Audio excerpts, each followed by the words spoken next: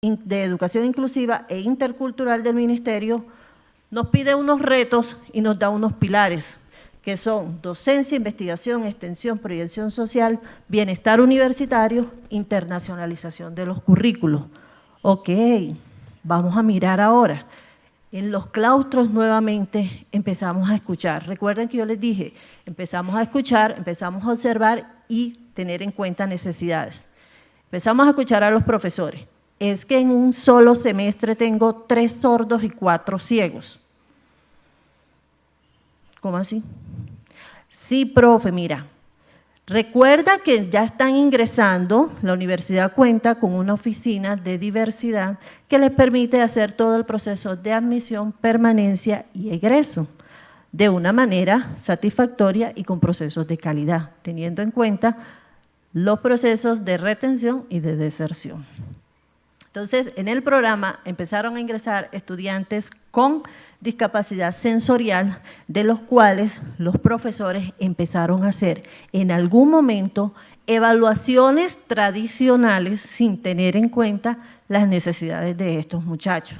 Implementar estrategias o implementar recursos que no se adaptaban a los muchachos. Y entre los mismos estudiantes comentaba, pero es que no estamos haciendo los ajustes, no estamos cumpliendo con lo que nos estás mostrando. Tú como profesor no eres mi modelo, porque yo te estoy observando a ti, necesito ver ese modelo.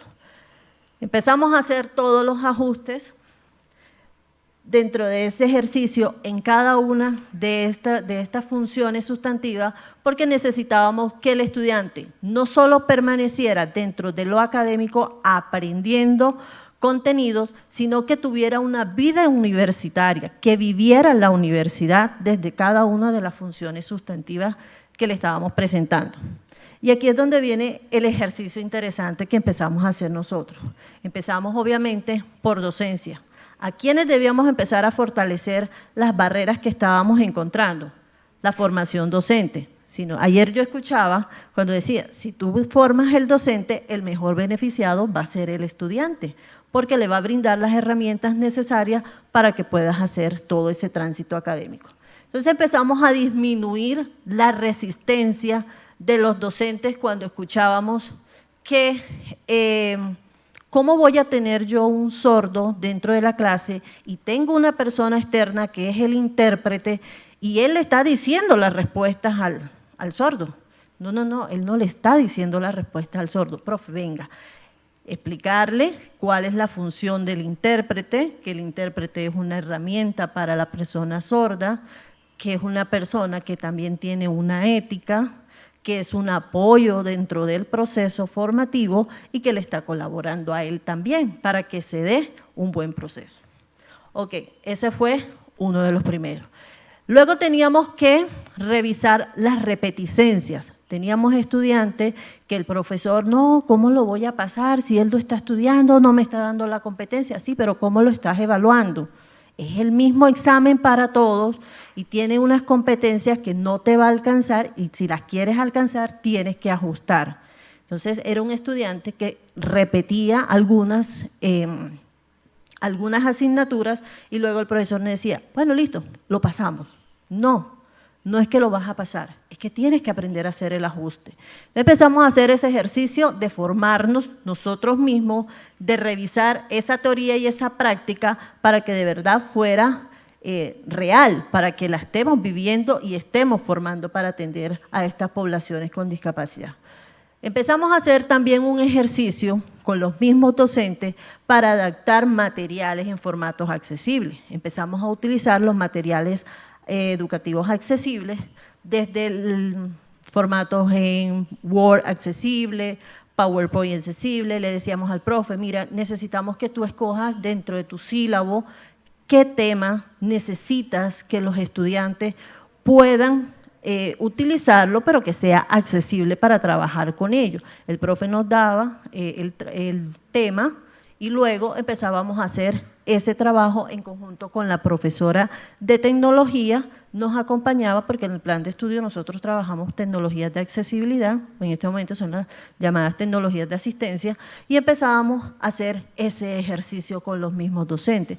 Tenemos videos accesibles, tenemos documentos en PowerPoint, tenemos documentos en PDF, tenemos documentos en Word y tenemos un repositorio de los mismos contenidos del programa que son accesibles para las poblaciones, tanto sordas como para personas con baja visión y ciegos.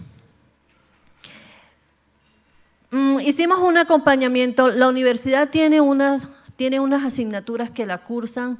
Nosotros tenemos una población en la universidad de más de 28.000 estudiantes. Son 6 sedes que tenemos en este momento y todos cursan una cátedra. En su momento se llamaban las cátedras virtuales y allí el profesor no sabía si habían estudiantes sordos, si habían estudiantes ciegos, qué pasaba con los estudiantes. Simplemente era repeticencia de esas cátedras. Una de nuestras profesoras se dio cuenta que uno de los estudiantes que repetía y repetía, es que él le dijo, es que yo soy sordo.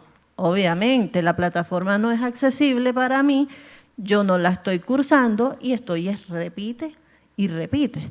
Entonces empezamos a conversar con el departamento de virtualización y le dijimos, mira, está pasando esta situación, hay estudiantes sordos, y ahí nos dimos cuenta que no solamente había en el programa de licenciatura en educación especial, sino que había en otros programas como licenciatura en recreación y deporte. Entonces empezaron ellos a hacer ese acompañamiento para que la plataforma, en este momento la plataforma cuenta con una accesibilidad 100% para toda la población con discapacidad sensorial, discapacidad cognitiva y los chicos que son psicosociales. Pero ese fue un ejercicio que lo hace desde la Oficina de Diversidad en compañía con el Departamento de Virtualización, han logrado que esa plataforma sea accesible para todos los estudiantes.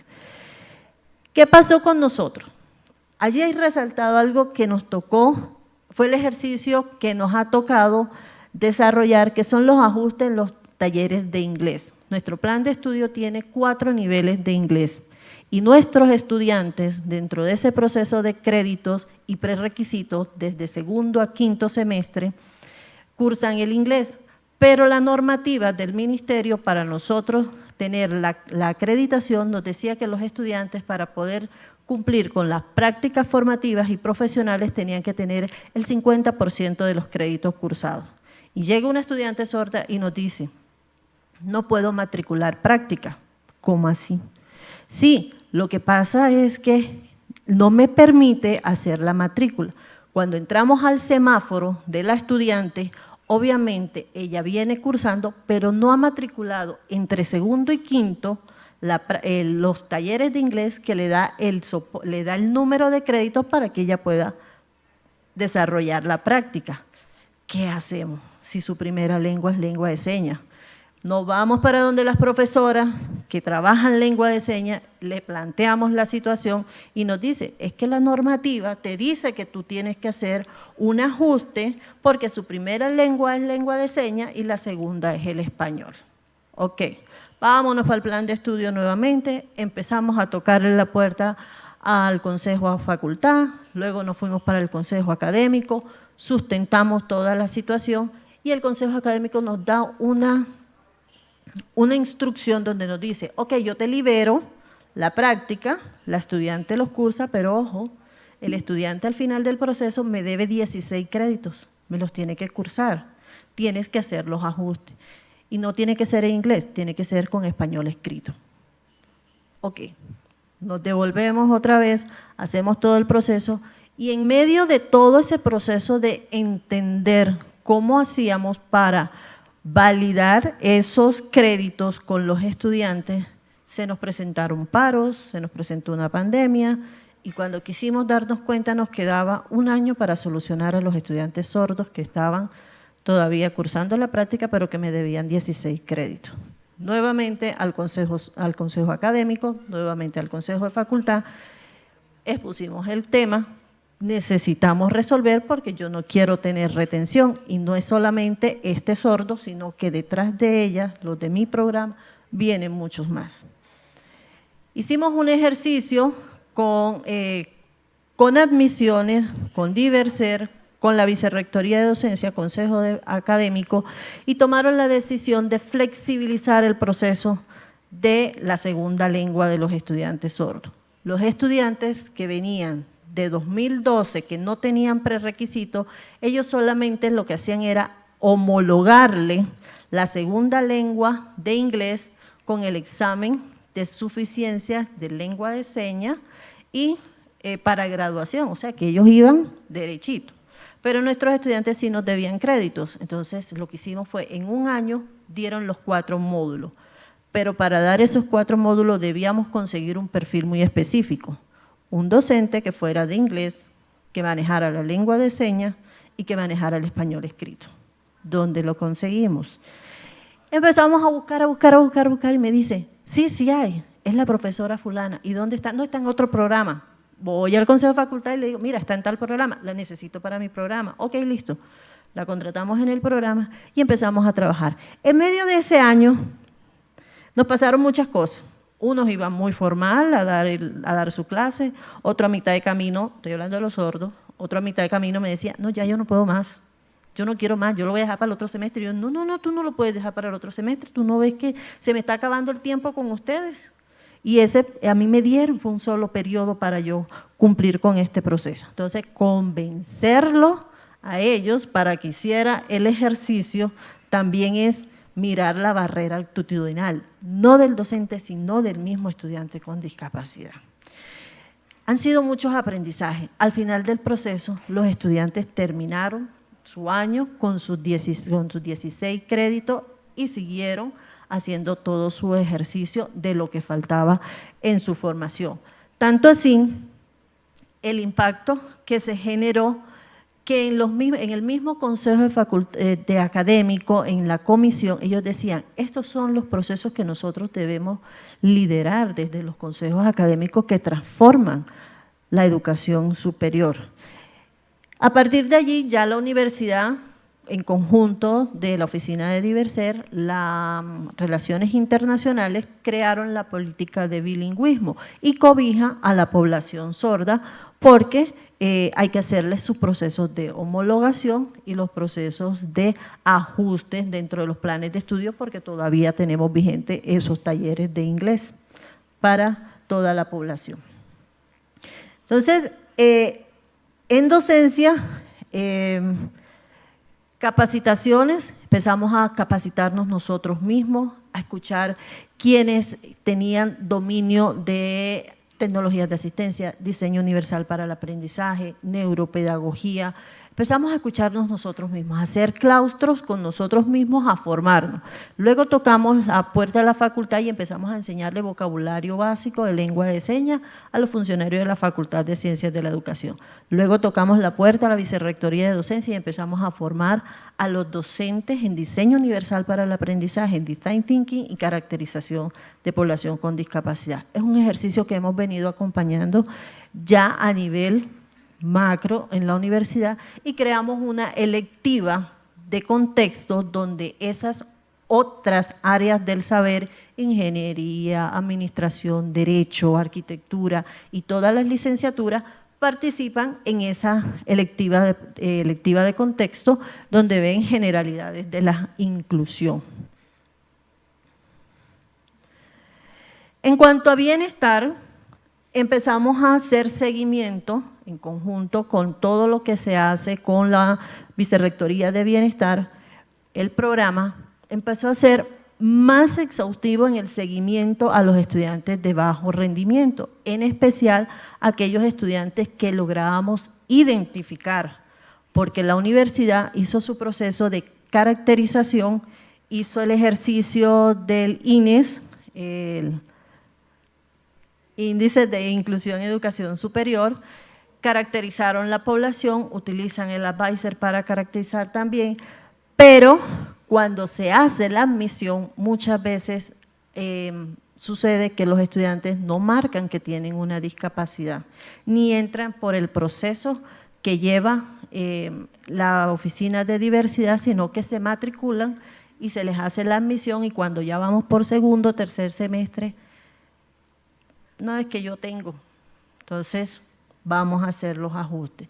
Empezamos a asignar monitores a estudiantes que se encontraban en bajo rendimiento, empezamos a asignar practicantes, algunas de las dependencias del programa como investigación, la práctica, la oficina de SAEC, que es la de aprendizaje de bienestar. Empezamos a hacer monitores solidarios para ellos y se hace todo ese acompañamiento a los estudiantes. Desde la asignatura de deporte adaptado, desde 2 años para acá, venimos haciendo pausas activas institucionales de inclusión.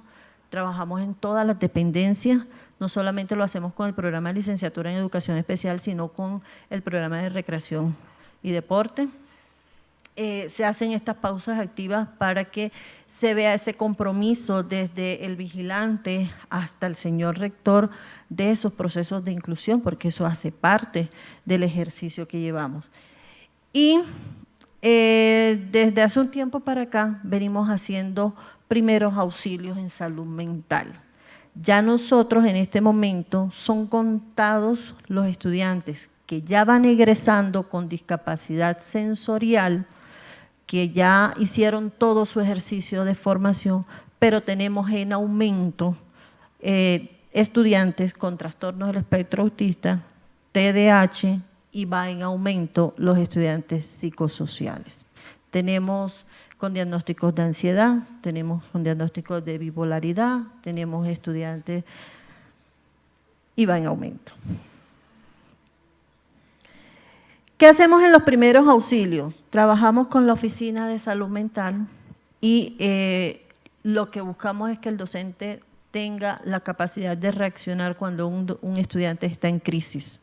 ¿A quién debo llamar? ¿A quién debo remitir? ¿Cómo debo hacer? ¿Cómo abordar al estudiante? Si el estudiante me da permiso para que también le brinde el apoyo, porque muchas veces me ha tocado llegar a la casa, yo salgo de la universidad, llego a la casa y recibo una llamada de un estudiante: profe, estoy en crisis, tú me puedes escuchar, listo, y me pego en ese teléfono. Y al final, cuando ya él termina, yo le dije: tengo que ayudarte, ¿me permites llamar a la funcionaria X para que te ayude? Listo, profe, no me cuelgues, ya vengo. Le pongo un mensaje: es urgente, fulana la tengo en línea, por favor me activas la ruta, llámenla, busquen, y empezamos a activar las rutas.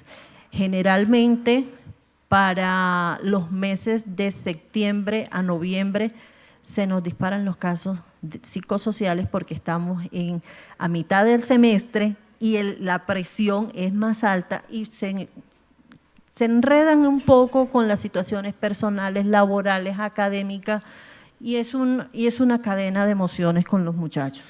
Y esto nos ha servido a nosotros mucho para brindar las ayudas oportunas a nuestros muchachos. Nuestra universidad ha vivido unos episodios críticos dentro de la universidad. Ya hemos tenido 5 casos de estudiantes jóvenes, muy dolorosas las situaciones, y las alertas las mantenemos.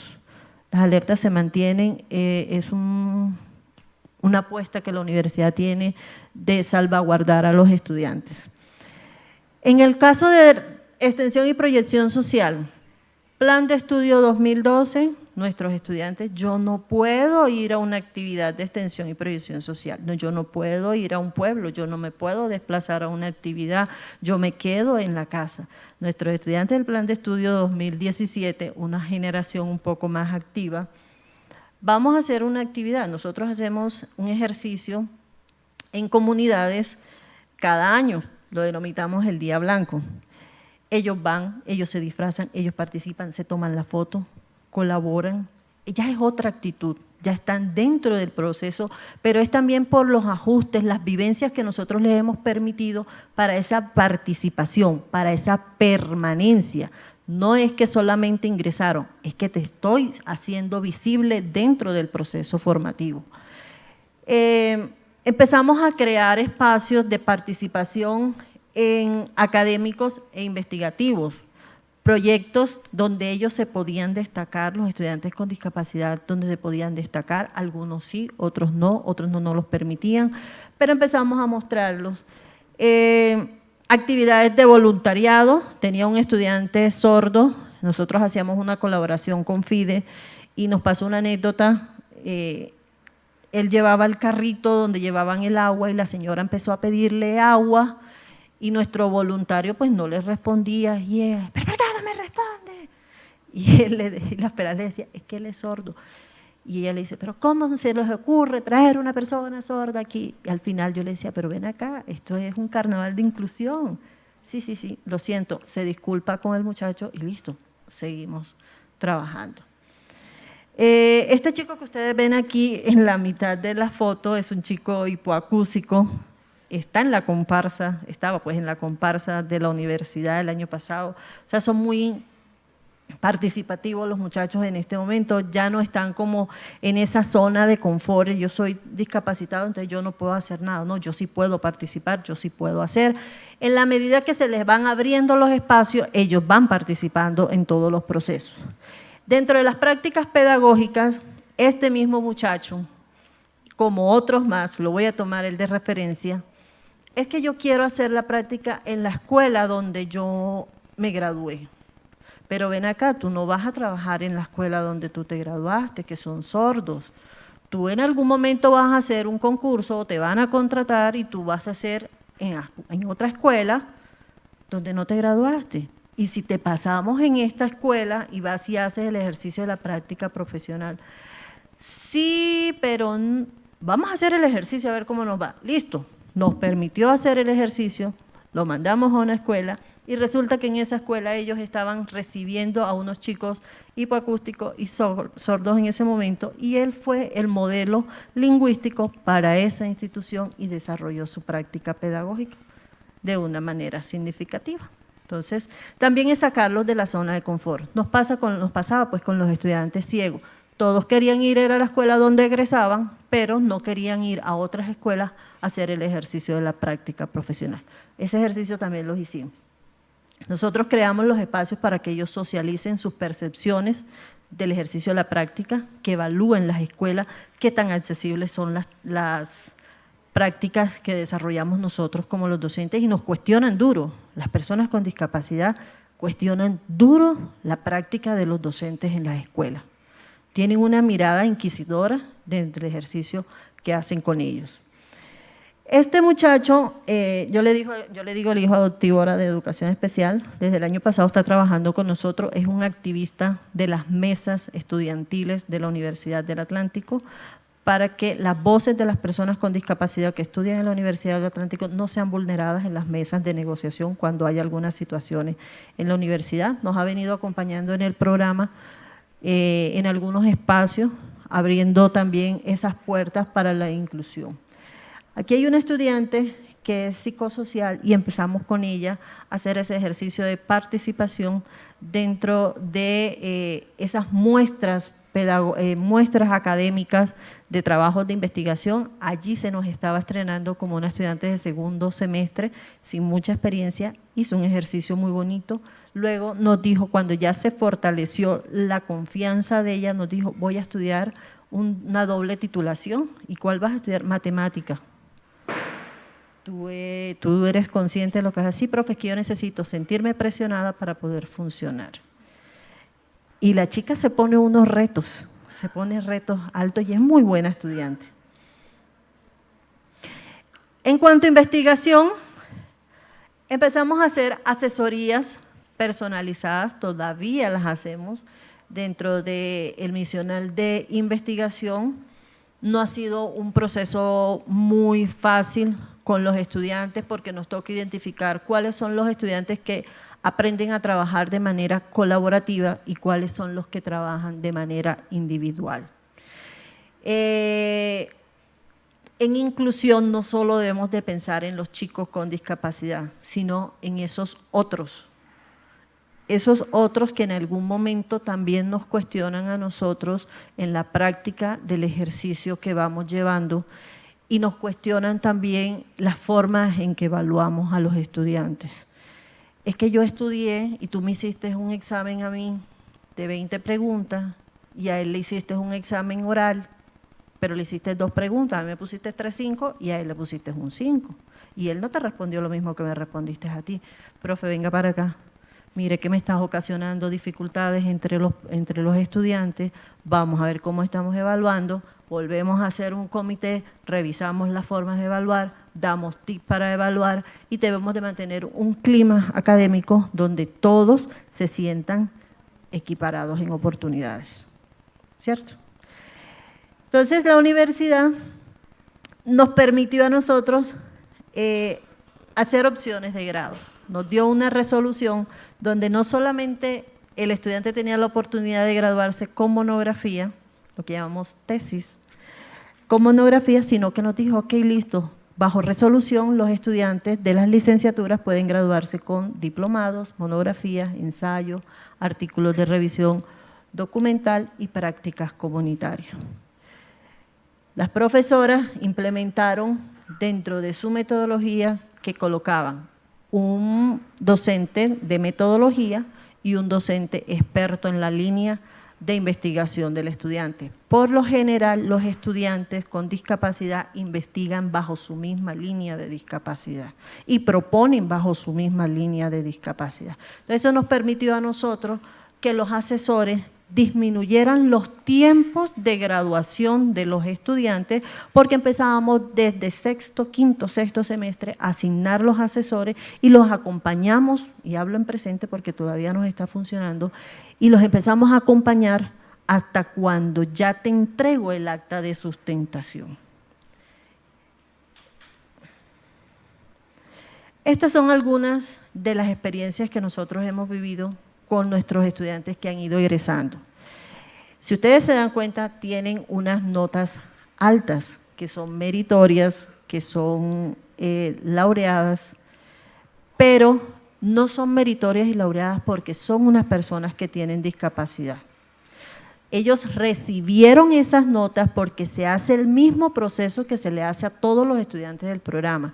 Tienen 2 evaluadores, pasan con su asesor por toda la revisión exhaustiva, pasan por todo su proceso de corrección de un trabajo de investigación, presentan su propuesta y se les evalúa la pertinencia del trabajo de investigación, el impacto que genera el trabajo de investigación, el compromiso y la apropiación de ese trabajo de investigación para los estudiantes. Este fue nuestro primer estudiante graduado, es una persona sorda, obtuvo una tesis meritoria y él nos hizo una propuesta a través de un material didáctico multimedia para el fortalecimiento del proceso de enseñanza en lengua de señas de estudiantes con educación superior. Lo hizo solito, no trabajó con ninguno de sus compañeros. ¿Se demoró? Sí, se demoró. ¿Había que hacer el acompañamiento? Se le hizo el acompañamiento y logramos que se hiciera todo el ejercicio de investigación con él. La siguiente es una estudiante con baja visión, obtuvo una tesis laureada por la presentación de la creación e implementación de un material multimedia educativa como lo es el cuento interactivo para desarrollar las competencias escritas en personas con discapacidad visual. El impacto ¿por qué obtiene una laureada? Porque lo validaron personas ciegas, utilizaron el recurso y le dieron el valor a esa propuesta, estuvo en varios escenarios mostrando su propuesta de investigación y tuvo un buen impacto esa propuesta de investigación. Miren que no estamos graduando para colgar el diploma, sí nos ha pasado, pero también hay que rescatar lo bueno que hemos logrado. Estas 2 chicas son sordas, hicieron en conjunto un trabajo de investigación meritorio, cuentos en lengua de señas como estrategia didáctica para el fortalecimiento de la atención focalizada en estudiantes con discapacidad auditiva. Hoy en día son docentes, trabajan como modelo lingüístico y es un trabajo muy interesante, los invito a que lo busquen en la web. Leonel, una persona sorda, también su tesis meritoria. En pandemia creamos con esta chica, la de ella, la primera, creamos con ella, los pelados creativos. Queremos hacer videos, profesora, pues no tenemos, o sea, en pandemia queremos hacer videos para que aprendan lengua de señas, listo, dale, y los colocaban en el Facebook. Tenían en cuenta que tuviera la persona sorda, que tuviera la traducción en tinta, que tuviera los colores, la imagen, todo lo hicieron acorde a que fuera accesible. Y él, ok, listo, vamos a revisar el impacto de esos videos. Entonces su tesis la hizo teniendo en cuenta ese material multimedia de videos en lengua de señas para un vocabulario académico e inclusivo. Entonces, lo hizo también solo, se le hizo su acompañamiento. Él es un estudiante, ¿se acuerdan el del carrito? Es él. Es un estudiante que es de doble programa, en este momento está finalizando su segunda carrera, ya está trabajando, es modelo lingüístico. Miren que tienen muchas oportunidades estos muchachos. Esta chica está próxima a hacer su proceso de sustentación, estamos revisando sus últimas modificaciones de trabajo de grado y ella está haciendo un artículo de investigación titulado Diversifica las matemáticas con la caja aritmética. Ya lo hemos presentado en otros espacios, ha generado bastante ruido ese trabajo de investigación. Quiere decir que es un trabajo que es pertinente y que la población con discapacidad visual también lo está valorando. ¿Qué pasa con ella? La caja aritmética ya existe, pero ella la diseñó a cómo yo, persona ciega, la necesito que funcione para yo aprender las matemáticas. Entonces, quitó lo que ya existía y la adecuó para ella, teniendo en cuenta su propia discapacidad.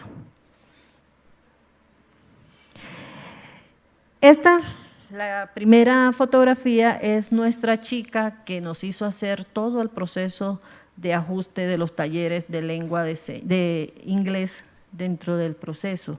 Ella tiene una historia muy bonita.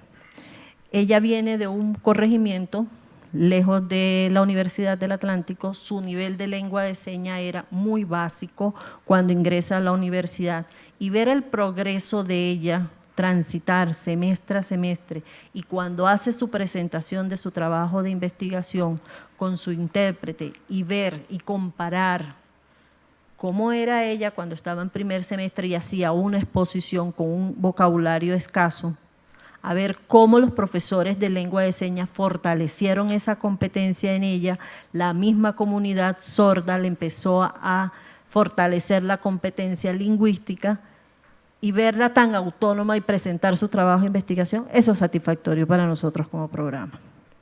Ya sustentó, no se nos ha graduado, ya no sabemos temas personales de ella. Y esta estudiante que está aquí a mi izquierda, a mi derecha, es una estudiante con autismo. Y ella nos decía, yo no soy azul, yo soy de muchos colores, yo tengo muchas facetas. Entonces no me gusta que me encierre el autismo en el color azul. Nos los enseñó y nos enseñó muchas cosas.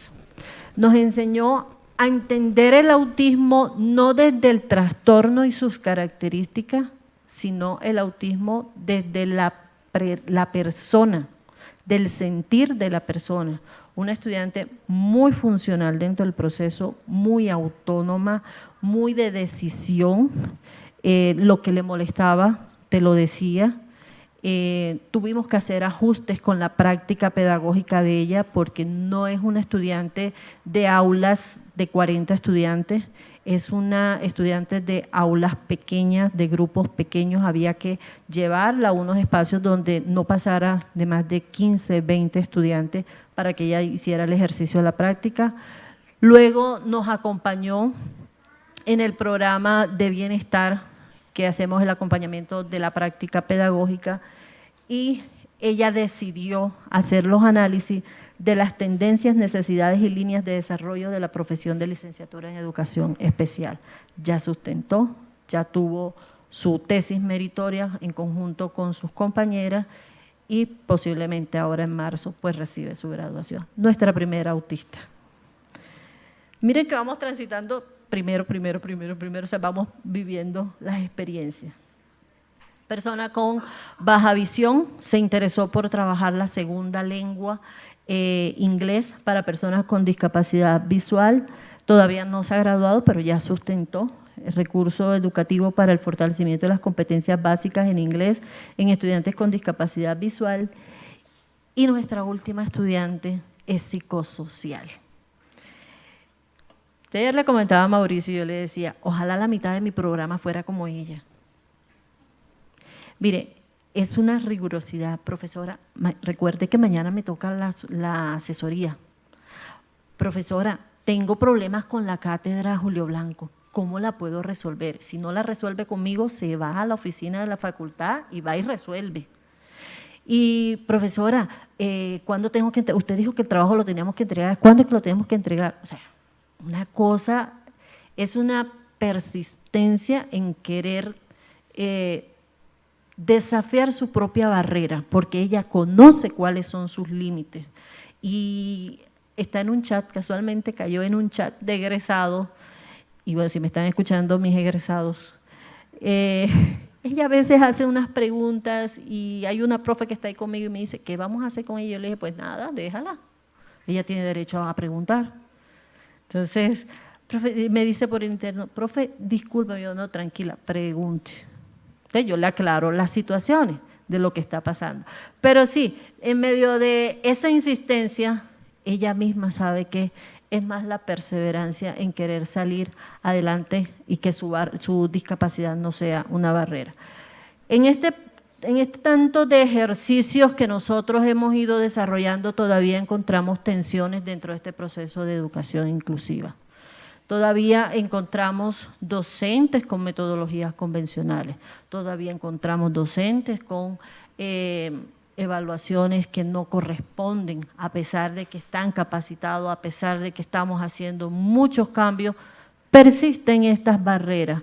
Las prácticas inclusivas para nosotros de verdad nos permiten que ese camino de implementar metodologías, ahora mismo está el enfoque del diseño universal para el aprendizaje, pero si nos remontamos atrás, Montessori, De Crowley, Pestalozzi, Ponce León, en fin, tantos padres de la pedagogía no pensaron en un cerebro único. Ellos siempre miraron la diferencia y se crearon las metodologías. Montessori crea su metodología pensando en una diferencia.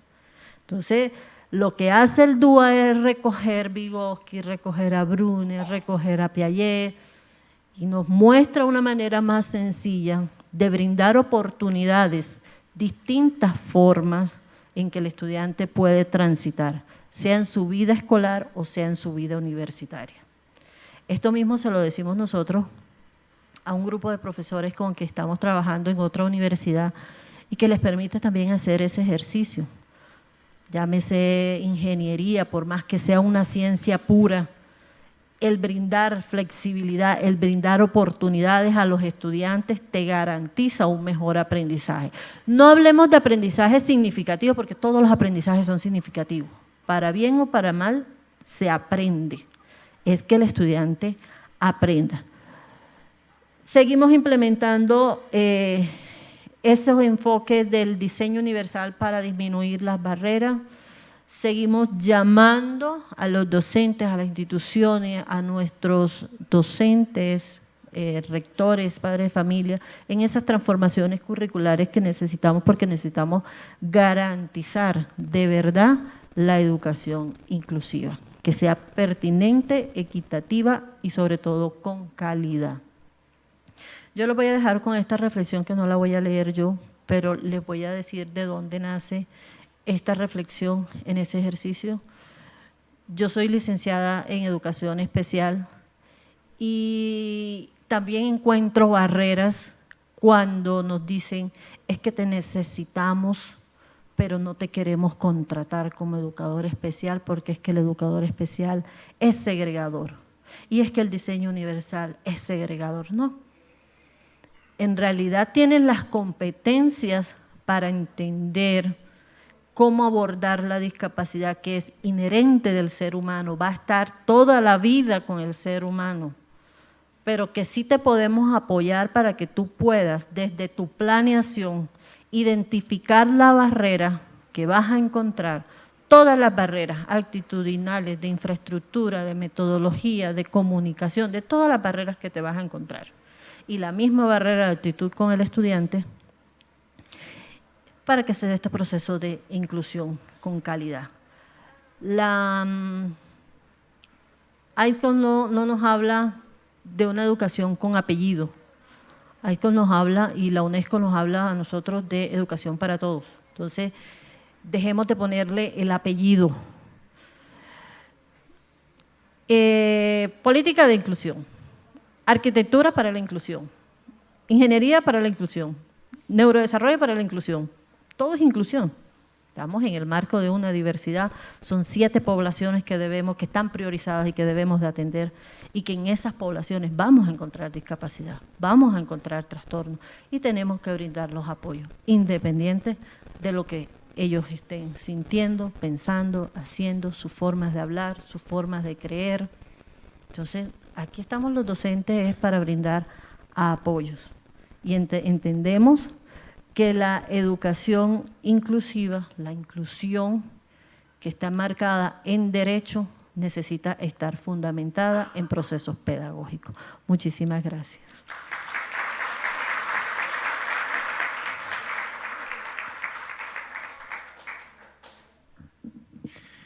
Muchísimas gracias a la licenciada Gretel Judith Julio Ramos. Agradecimiento especial para ella. Igualmente, sus aportes enriquecen este congreso y nos animan a seguir avanzando hacia entornos educativos más justos y accesibles. La Secretaría de Educación de Ibagué y la Fundación Colombianos por la Inclusión desean reconocer su participación con este detalle especial. Le invitamos a recibirlo y a disfrutarlo, obviamente. Mil gracias a la licenciada Gretel Judith Julio Ramos por esta conferencia que nos acaba de entregar.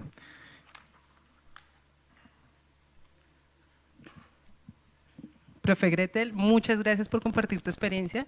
Es una experiencia desde un espacio que necesitamos también abordar, trabajar, porque es la continuidad de lo que nosotros estamos haciendo, de ese proceso que tenemos en nuestras instituciones educativas, y pensar que nuestros estudiantes van a llegar a ese proceso de educación superior, y ver que se puede, ver cada una de estas experiencias, realmente hace que estas experiencias significativas tomen mayor fuerza, porque sí podemos y lo estamos evidenciando. Muchas gracias.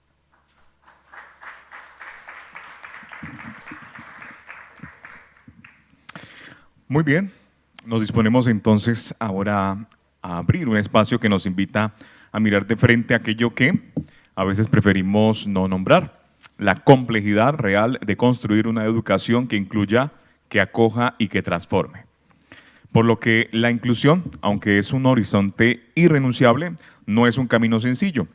Exige tiempo, exige diálogo, exige revisar nuestras certezas y atrevernos a cambiar prácticas profundamente arraigadas. La conferencia a continuación, titulada El elogio a la dificultad de la educación inclusiva, nos propone un giro necesario. Dejar de ver la dificultad como un obstáculo y empezar a reconocerla como una oportunidad. Una oportunidad para aprender, una oportunidad para innovar, para cuestionar lo que damos por sentado y para construir escuelas más humanas, más sensibles y justas. Ponencia a cargo del Magíster Anderson Henao Orozco, trabajador social de la Universidad Nacional de Colombia, Magíster en Estudios Sociales Contemporáneos de la Universidad Central, Magíster en Filosofía de la Universidad del Rosario, certificado en Estudios Críticos de Discapacidad del 17º Instituto de Estudios Críticos de México, profesor de la Maestría de Discapacidad e Inclusión Social de la Universidad Nacional de Colombia, profesor de la Maestría de Discapacidad, Salud y Derechos Humanos de la Universidad ISEXI de Cali, Colombia, gerente de Inclusión de Personas con Discapacidad de Vicepresidencia de la República, periodo 2013, y director para la Garantía de los Derechos en las Personas con Discapacidad del Ministerio de Igualdad y Equidad hasta abril 2025. Consultor e investigador en discapacidad e inclusión social, presidente del Consejo Nacional de Discapacidad, CND, durante 2 años. Representó a Colombia en las sesiones 16 del 2023 y 17 del 2024 de la Conferencia de los Estados, parte de la Convención sobre los Derechos de las Personas con Discapacidad en la ONU, Nueva York. Démosle más bien una fuerte bienvenida, un fortísimo aplauso a el Magíster Anderson Henao Orozco.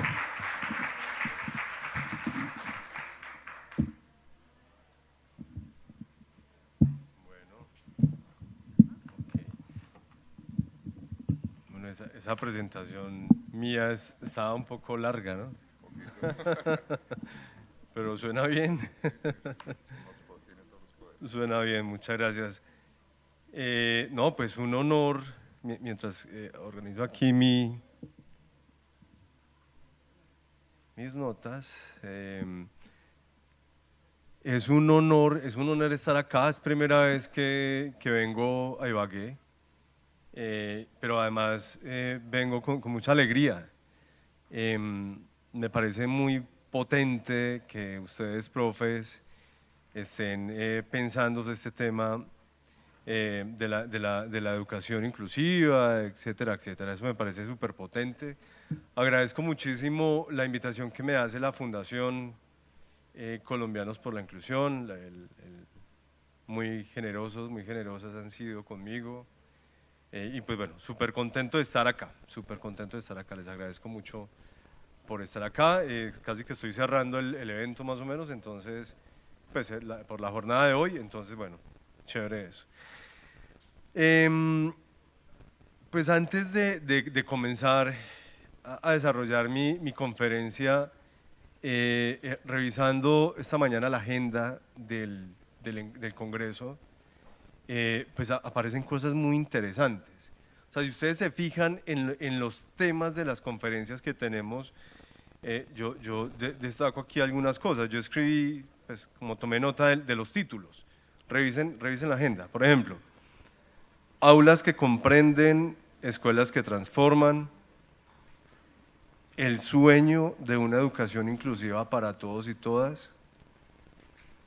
Abrir las puertas no es suficiente. Escuelas que escuchan prácticas inclusivas desde el corazón. Todo sueño tiene un método para mañana. Y mi conferencia se llama El elogio a la dificultad de la educación inclusiva. Entonces, no me parece, digamos, gratuito estos ejes temáticos que ustedes identifican ahí en la agenda. Todos estos títulos hablan de alguna manera de una actitud o de una moral. Pareciera que hubiera un tipo de moral en la educación inclusiva o en la inclusión social. Yo creo que experimentamos culpa con el pasado, esperanza con el futuro y una insatisfacción con el presente. Entonces hay un tipo de moral ahí, una moral de la inclusión, una moral de la educación inclusiva, vuelvo y repito, como si nuestros sentimientos morales fueran de culpa, ¿no? Muchas veces decimos, mire lo que lo hemos respondido a través de la historia de las personas con discapacidad. Una moral de la esperanza con el futuro, pues el futuro será mejor, ¿no? El soñar, el abrir puertas, como si tuviéramos de frente pues un futuro esperanzador, pero al mismo tiempo un presente insatisfactorio. Yo creo que eso es una pregunta para los investigadores, las investigadoras en educación inclusiva, y es ¿cuál es esa moral? ¿Qué tipo de moral se desarrollan en los discursos y prácticas de la educación inclusiva? Y mirando estos ejes temáticos y tomando nota ahora de esto, recordé no sé si ustedes ya leyeron el discurso del primer ministro de Canadá en Davos, Suiza, hace un par de semanas, en el Foro Económico Mundial, donde, parafraseando al primer ministro, decía más o menos como, el tipo hacía una pregunta, ¿no? Decía, ¿estamos en medio de una ficción agradable o en medio de una realidad dura? Vuelvo y la repito, parafraseándolo. ¿Estamos en medio de una ficción agradable o en medio de una realidad dura? Entonces me parece que digamos estas reflexiones sobre la actitud, sobre sentimientos morales, sobre el futuro, sobre el presente, sobre el pasado, sobre la culpa, etcétera, pues son contemporáneas y no solamente puede estar sucediendo con la inclusión, sino que está sucediendo ya incluso en la geopolítica, así lo planteó el primer ministro de Canadá, para que lo revisen. Y entonces, yo tomaba nota ahora y concluía que, y permítanme utilizar estas dos metáforas, la educación, bueno, a propósito de estos títulos, etcétera, la actitud, etcétera, la moral, etcétera, yo decía lo siguiente, tomaba nota y decía, mire, la educación inclusiva no se da en el paraíso, se da en el infierno. O sea, la educación inclusiva se da en el infierno, no en el paraíso. Espero entonces que esto que he dicho se entienda con lo que he preparado para ustedes. Entonces, antes de comenzar ya a abordar estos temas,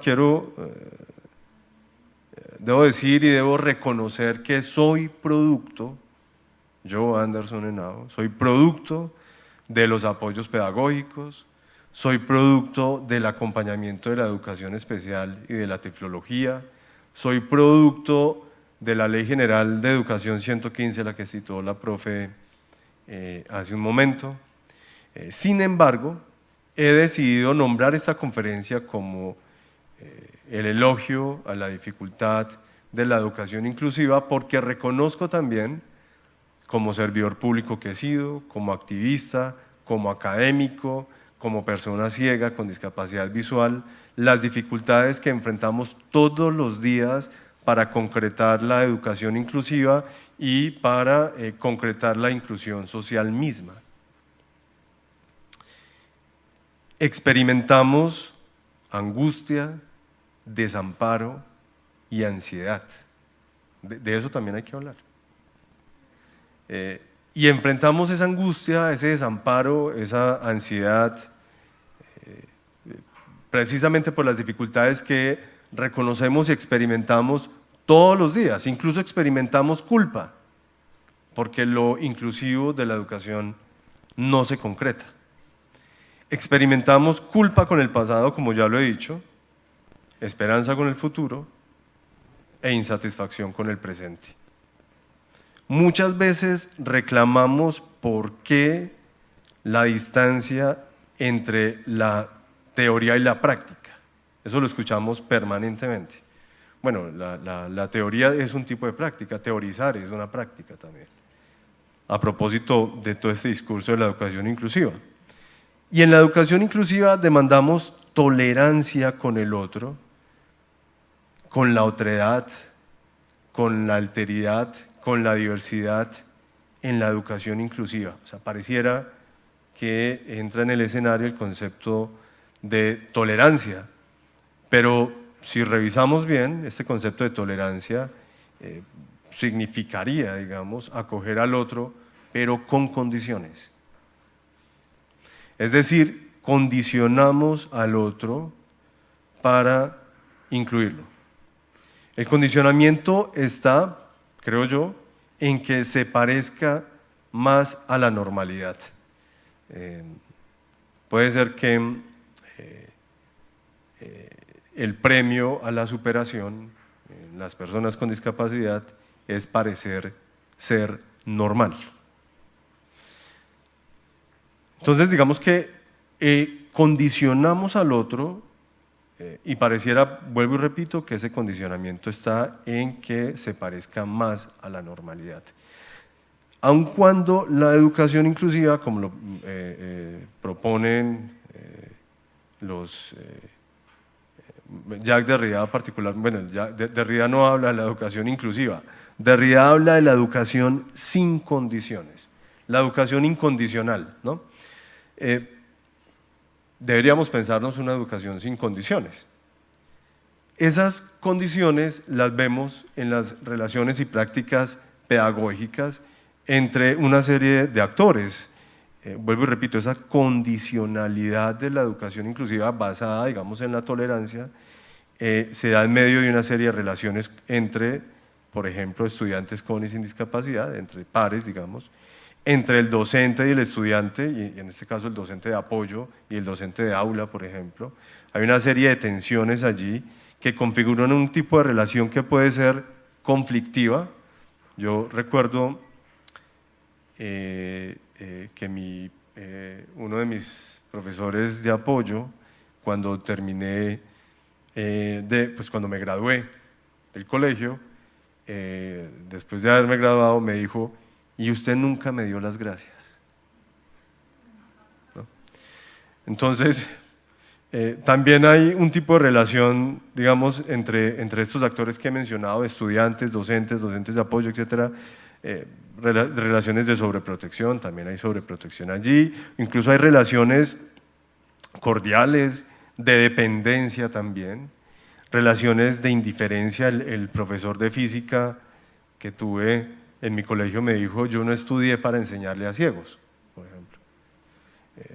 Puede ser una relación distante, puede haber una relación de rechazo, pero también esa relación entre estos actores que he mencionado puede ser frustrante, ¿sí?, ausente y esporádica.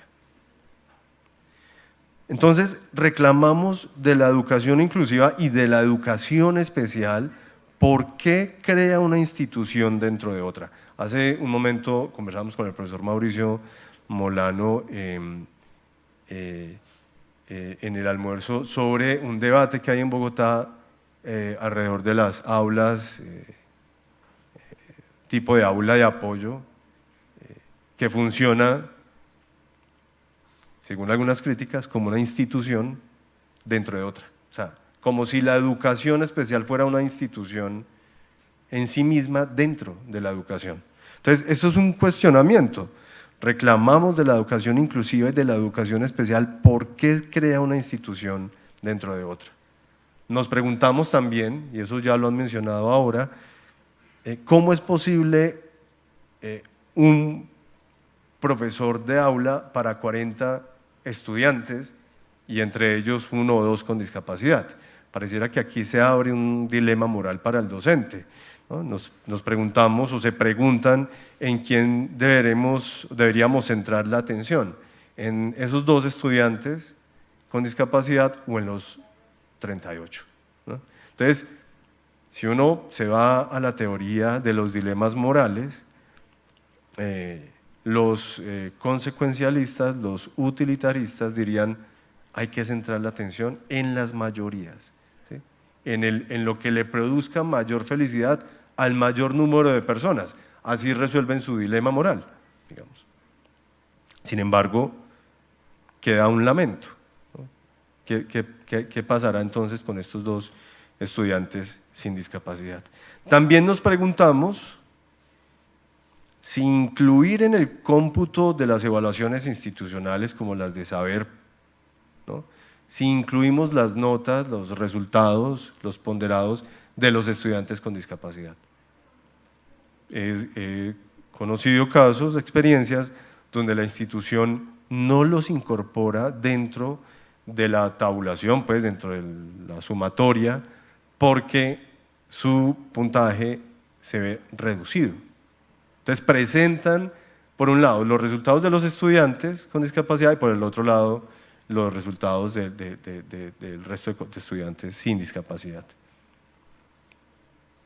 También reclamamos más recursos pedagógicos y financieros, reclamamos más capacitación. Dentro de la población con discapacidad ya tenemos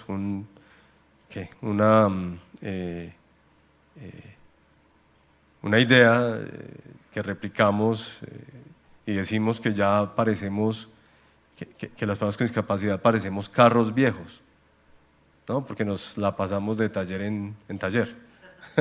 Entonces, en la educación inclusiva, muchas veces, y hay que decirlo, porque hay que decirnos unas cuantas verdades, la ausencia de capacitación se configura en un pretexto para negar la atención educativa a un estudiante con discapacidad, ¿sí? Entonces, también hay experiencias donde el profesor o profesora, el rector o rectora dice, pero es que aquí no estamos formados para eso, lo que me decía el profesor de física. Yo no estudié para enseñarle a ciegos. Entonces se vuelve un pretexto para vulnerar un derecho. Entonces, ¿por qué o reclamamos por qué resulta tan difícil la implementación de los postulados de la educación inclusiva? ¿Por qué resulta difícil implementar los marcos normativos, sus valores y principios? Pienses en el decreto 1421, ¿no? Según Marta Nussbaum, dice ella que debe existir un vínculo emocional entre las personas y los marcos normativos.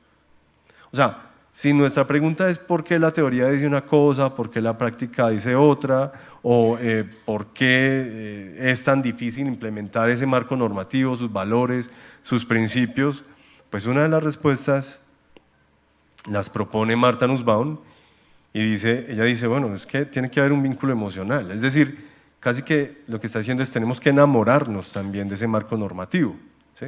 No, pues eso en principio parece un documento frío, extenso, una cantidad de artículos. Entonces dice ella, pues si no hay un vínculo emocional con la norma, va a ser muy difícil que los postulados se concreten. Y es que no basta, ustedes lo saben, no bastan las normas jurídicas para que una sociedad sea justa y decente además. Entonces debemos vernos identificados y creer en las aspiraciones de la norma, de sus principios y de sus postulados. Un marco normativo, o más bien una educación inclusiva aséptica, desprovista de afectividad, es imposible. Ya lo dije, porque no bastan las normas jurídicas para que una sociedad sea justa. Tiene que haber algo que motive a los individuos para cumplir con el marco normativo. Tiene que haber algo que nos motive a concretar la educación inclusiva. Ya lo he dicho, un vínculo emocional, y esto lo han trabajado, digamos, otros filósofos que dicen, el amor es el fundamento para reconocer al otro. Eso es bien bonito. El amor es el fundamento para reconocer al otro, ¿no? Bien bonito. El problema está en que solo sentimos amor por los cercanos. Adicionalmente reclamamos innovación pedagógica y nuevas estrategias y prácticas. La profe Greta hizo un recuento por esas metodologías Montessori, etcétera, etcétera, mencionaste como 6 o 7, ¿no? Entonces reclamamos todo el tiempo innovación pedagógica y nuevas estrategias didácticas, reclamamos pasar del taller al hacer. Sin embargo, puede ser que las personas con discapacidad ya no aguanten más que con la inclusión se diga una cosa y se haga otra.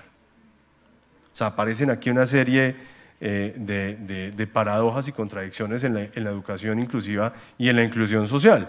En la perspectiva del pragmatismo, el conocimiento se evalúa es por la utilidad y aplicabilidad del conocimiento en la vida cotidiana. Mejor dicho, nos preguntamos por qué la inclusión no hace lo que dice. ¿Por qué dice una cosa y hace otra? ¿Por qué se contradice con lo que hace? E incluso, ¿por qué no hay novedad en lo que dice?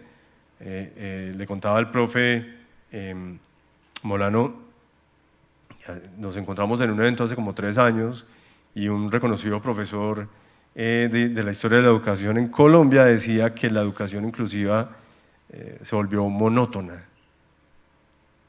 Entonces, el reclamo que hace el profesor es si es que no hay novedad en lo que se dice de la inclusión y de la educación inclusiva, ¿sí? O más bien, ¿será que la educación inclusiva o la inclusión social es eso que vemos? Eso que nos desencanta. ¿Será que es una promesa incumplida? Como si la educación inclusiva fuera ya una monotonía, un solo tono. un mismo tono, una uniformidad.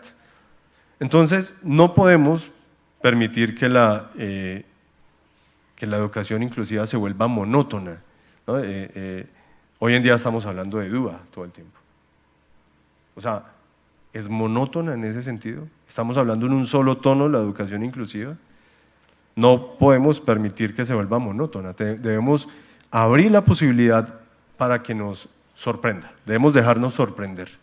Entonces, uno de los problemas que enfrentamos las personas con discapacidad es que no hemos podido escapar a la idea de norma y de normalidad, a la métrica, a esa medida de lo que significa ser bueno o malo estudiante. Todavía estamos, digamos, medidos por una serie de estándares que definen cuál es la norma, pero tampoco hemos podido escapar no solamente de esa métrica, sino a las expectativas del mercado neoliberal, ¿sí? O sea, ¿qué es lo que se espera socialmente de los estudiantes con discapacidad? ¿Qué esperamos de los estudiantes con discapacidad?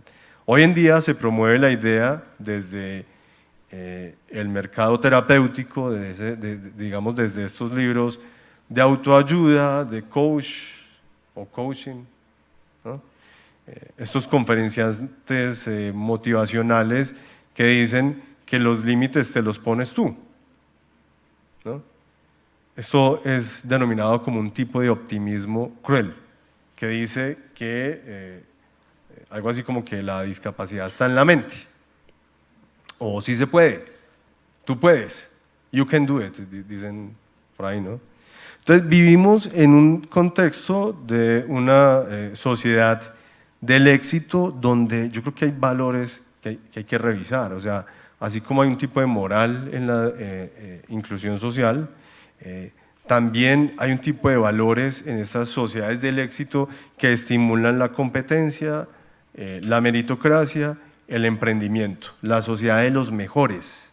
Dice Byung-Chul Han, que vivimos en un exceso de positivismo, ¿no? En una constante presión por el rendimiento, por la hiperactividad, pues que genera justamente esa angustia, ese desamparo y ese desespero que también sentimos. Puede ser que la sociedad le exija más a las personas con discapacidad, porque frecuentemente nos dicen, tú eres un ejemplo de vida. Yo creo que es una carga, una responsabilidad muy grande, pues que no me interesa asumir, ¿no? Entonces,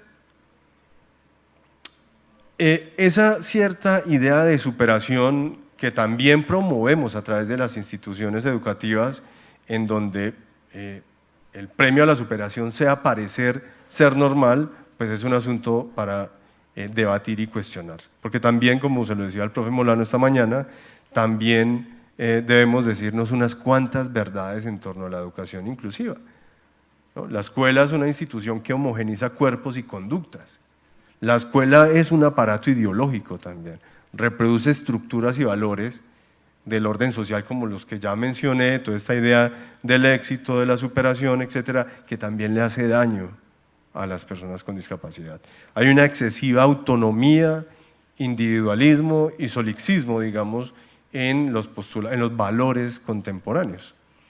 Esa idea de que existen personas normales de un lado y los diversos del otro, ¿no? Los chicos de inclusión, por ejemplo, pareciera que es una etiqueta de la cual niños y niñas no han pedido pertenecer. O sea, uno puede llegar a un salón, golpear la puerta y decir, ¿quiénes son los niños de inclusión? ¿Quiénes son los chicos de inclusión? ¿No? Entonces, ¿quiénes se pararían ahí? ¿No? ¿Quiénes se ponen de pie? Me parece que es una etiqueta que primero los niños y niñas no han decidido pertenecer, ¿sí? Y segundo, que puede estigmatizar. Esa idea del chico de inclusión es, en todo caso, un tipo de clasificación y de ordenación de eso que celebramos y que llamamos diversidad. Pues el chico de inclusión es una categoría que los ordena, ¿no? ¿Dónde están los chicos de inclusión? Esa es una buena pregunta. ¿Quién se pone de pie? ¿Sí? Un amigo me decía, oiga hermano, yo no soy afro, no soy indígena, no tengo discapacidad, ¿no? No hago parte de la comunidad LGTBI, o sea, yo no recibo ningún apoyo del Estado. No se preocupe, o sea, creemos una categoría para usted. Usted de ahora en adelante va a ser clase media sin identidad. Esa va a ser su identidad, ¿no? Porque pareciera que hay una necesidad de ordenar eso, digamos, esa diferencia, el chico de inclusión. Bueno, pero además es un poco más atrevido, perdónenme, lo digo. No son los chicos de inclusión, son mis chicos de inclusión. Mis chicos de inclusión, o sea, como si hubiera un tipo de apropiación de ese sujeto. Por eso es que ha habido una tensión, colegas, seguramente ustedes lo saben, bueno, ya un poco abandonada, o al menos así parece, si la educación especial debería o no seguir operando, ¿no? O sea, esto es un asunto, digamos, muy interesante para el debate. El año pasado se celebró en Colombia y en el mundo este tema ¿cómo se llama? Como la semana DEI. Yo no sé si ustedes han escuchado eso. DEI, ¿no? Como diversidad, equidad e inclusión, ¿no? ¿No lo han visto por ahí? ¿Sí? Bueno, justamente en esos días en que se celebraba la semana DEI, o sea, se celebraba la diferencia, pues paradójicamente todo este discurso fue amenazado por Trump, ¿no? O sea, el tipo dijo, no, en Colombia se llevó el presupuesto de discapacidad, se llevó el presupuesto de LGTBI, o sea, puso en riesgo esa diversidad que hoy se celebra, ¿no? Bajo la idea de una sociedad woke, o woke, ¿no? Sí. Pues que básicamente los que cuestionan este tema de la diversidad, lo que dicen es, hay una superficial empatía por la diversidad. Eso es tremendo. Entonces vuelvo y retomo las palabras del primer ministro. Si es que vivimos en una ficción o en medio de una ficción o en medio de una dura realidad, ¿no? Entonces, los que cuestionan, los que cuestionan todos estos discursos de la sociedad woke, de la diversidad, etcétera, etcétera, pues con esa moral de la esperanza, pues habría que preguntarles si lo plantea todo el debate, es si hay una superficial empatía, digamos, si en realidad lo que hay es un compromiso genuino o un compromiso, ¿cómo decirlo? Diplomático, permítanme decirlo en estos términos. O sea, si la educación inclusiva y todo el debate que hay en torno a la diversidad es diplomacia, ¿sí? Pero miren lo interesante, o sea, yo creo, las sociedades democráticas necesitan una poca de hipocresía, en todo caso. ¿Sí? O sea, porque si no nos matamos, ¿no? La diplomacia es eso, o sea, fíjense lo que está pasando pues en Estados Unidos, Colombia, etcétera, ¿no? ¿Qué pasó ayer? El presidente de Colombia fue a hablar con el presidente Petro, abrazos, saludos, diplomacia, ¿no? Entonces vuelvo y repito, las democracias liberales requieren una poca hipocresía, pero eso es lo que cuestionaba el primer ministro de Canadá. Entonces eso es vivimos en medio de una ficción. Entonces son preguntas que hay que hacerle también a la inclusión y a la educación inclusiva y todo lo que tiene el apellido inclusivo, como decía la profe, si es que eso es un compromiso con las democracias, si es un compromiso genuino, si es un compromiso comercial, o sea, ¿qué tipo de compromiso es eso? Si es tolerancia, ¿no? Entonces, pues, para cerrar, yo diría que en todo caso las leyes, los marcos normativos fijan un horizonte hacia dónde dirigirnos como sociedad. Eso no, la norma no hay que discutirla en esos términos, o sea, la norma nos plantea el horizonte hacia donde debemos dirigirnos como sociedad. Es un acuerdo, en todo caso, es un acuerdo entre actores que hemos decidido que hacia allá tiene que andar la educación inclusiva, ¿no? Sin embargo, pues si no tenemos un vínculo afectivo con eso, pues seguramente no va a pasar pronto. Obvio, si la población con discapacidad tiene otros recursos, o sea, si la institución no tiene un vínculo afectivo con eso, ¿cuál es el recurso que tiene la población con discapacidad? ¿No? O sea, la demanda de una injusticia. O sea, la discriminación en Colombia es un delito. Entonces hay una ley que en Colombia casi nadie conoce, que es la ley 1752 del 2015, ¿sí? La ley de antidiscriminación o contra la discriminación de personas con discapacidad. Entonces, si las cosas no funcionan, digamos, con un compromiso moral, pues tiene que funcionar a través de la sanción legal. Eso no es extraño, así funcionan las sociedades modernas. Entonces, cierro diciendo que hasta aquí, pues que la educación inclusiva se da en medio del infierno, no en medio del paraíso, ¿sí? Se da en medio de las dificultades, en medio de las contradicciones, de las paradojas, de las ambigüedades, de las aporías de la educación. Sin embargo, el problema no está en las paradojas o en esas contradicciones que siempre se van a presentar. El problema es que tenemos que dar cuenta de esas paradojas, tenemos que ser muy honestos, decirnos esas verdades. Entonces, no es que pese a la educación, perdón, a las dificultades de la educación inclusiva que debemos seguir trabajando, sino más bien que es entre las dificultades que debemos seguir trabajando. No para el futuro, sino para el presente, ¿sí? A veces el futuro nos distrae de lo que tenemos que hacer hoy. En la investigación es más fácil hacer historiografía que plantear nuevos horizontes, digamos.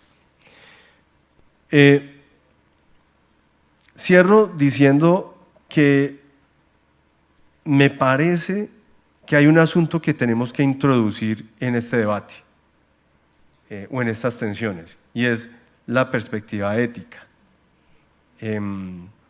Pero yo me iría por una perspectiva ética radical, o sea, una ética radical, pongámoslo en esos términos. Mi filósofo, digamos, en el cual me inspiro para pensarme en los asuntos de la ética es Emmanuel Levinas. Entonces, este señor tiene una afirmación que me parece que es lo suficientemente contundente para entender qué es la ética. Entonces, dice Levinas que la ética es como el insomnio. Ojo con esto, la ética es como el insomnio, permanece en vigilia, no duerme mientras la vida del otro está en peligro. Entonces, llevemos esto a la educación.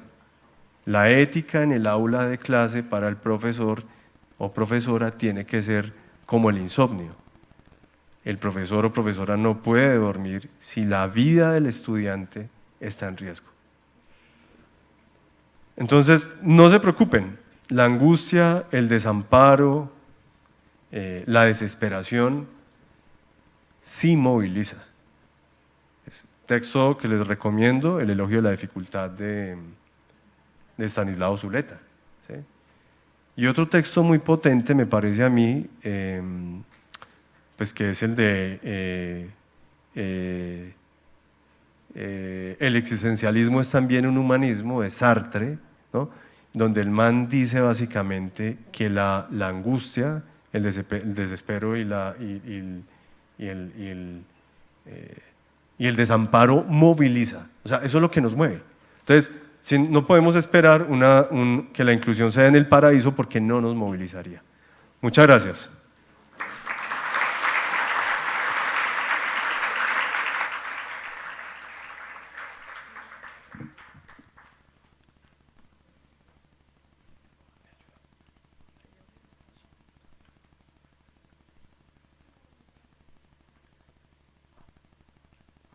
Yo también espero mi regalo.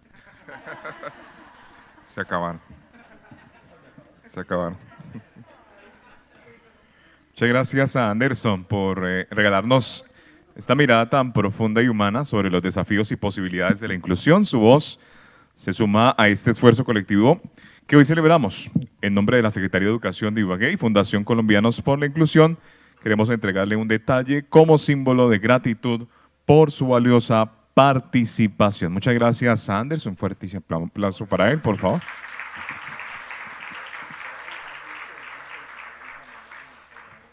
Muy bien, muy bien. Recordarles a todos ustedes que estamos conectados a través de la plataforma YouTube, a través de Facebook también. Un saludo muy especial para todos los que están sumados a esta hora en vivo. Agradecimientos por acompañarnos y sigan compartiendo. Recuerden con los hashtags, los numerales. Y a continuación, señoras y señores, llegamos a uno de los momentos más valiosos de nuestra jornada, el espacio para el diálogo abierto, la escucha y la construcción colectiva. Después de un día lleno de ideas, experiencias y perspectivas, este panel nos invita a detenernos, a preguntar, a contrastar miradas y a profundizar en aquello que más resonó en cada uno de nosotros. Con este espíritu damos inicio al panel de diálogo y resolución de preguntas, que este cierre sea tan significativo como todo lo que hemos vivido el día de hoy. Invitamos al escenario a las y los conferencistas que nos han acompañado a lo largo del día para conformar el panel de la conversación, resolución de preguntas. Recordarles que su presencia aquí nos permite profundizar en los temas abordados, contrastar perspectivas y seguir tejiendo juntos el sentido de la educación verdaderamente inclusiva. Le recibimos con gratitud y entusiasmo, seguros de que este intercambio enriquecerá aún más lo que hemos aprendido el día de hoy. Realizaremos entonces este panel de conferencistas, escuelas que escuchan prácticas inclusivas desde el corazón. Entonces invitamos a los panelistas Luisa Fernanda Espinosa Díaz, Gretel Judith Julio Ramos, Anderson Henao Orozco y Mauricio Molano Mateus. Los invitamos para que nos acompañen en el escenario. Vamos entonces con Luisa Fernanda a continuación con la modalidad de este panel. Vamos a tener unas preguntas que se van a realizar. Ellos obviamente nos van a contestar estas interrogantes que tenemos el día de hoy. Luisa Fernanda.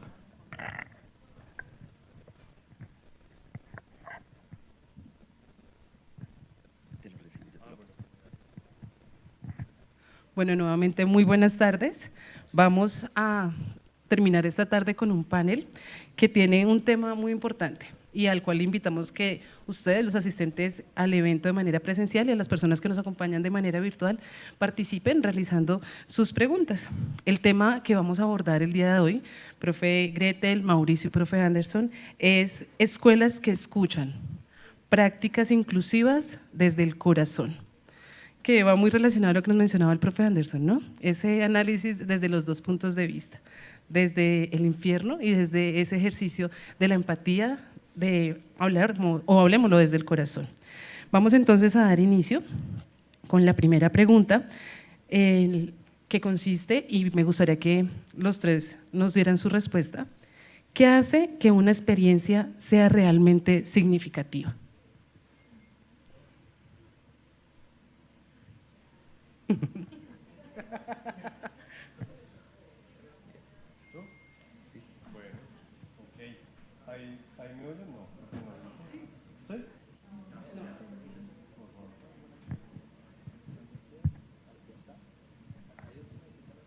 No, esa es una muy buena pregunta. O sea, ¿qué hace que una experiencia, por ejemplo, de educación inclusiva, pues, sea significativa, ¿no?